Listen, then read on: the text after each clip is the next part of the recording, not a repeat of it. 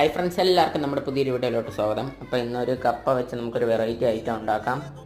അപ്പോൾ ആദ്യം തന്നെ നമ്മൾ തോലൊക്കെ കളഞ്ഞ് നന്നായിട്ട് ക്ലീൻ ചെയ്തെടുത്തിട്ടുണ്ട്. ഇനി നമുക്കിത് പീസസ് ആക്കി ഒരു ബൗളിലേക്ക് മാറ്റാം. ഇനി നമുക്കൊന്ന് വേവിച്ചെടുക്കാം.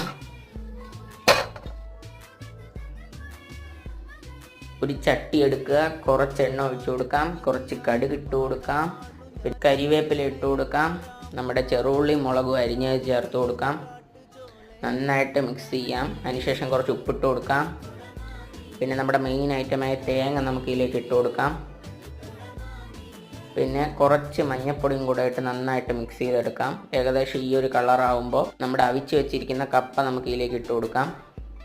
നന്നായിട്ട് മിക്സ് ചെയ്തെടുക്കാം. നമ്മുടെ ഐറ്റം ഇവിടെ റെഡി ആയിട്ടുണ്ട്. ഇനി നമ്മുടെ മീൻ കറിയുടെ കൂടെ കഴിക്കാം. നല്ല ടേസ്റ്റാണ് ഗൈസ്, എല്ലാവരും ട്രൈ ചെയ്ത് നോക്കണം. അപ്പോൾ നമുക്ക് അടുത്തൊരു നല്ല വീഡിയോ ആയിട്ട് കാണാം. Bye guys.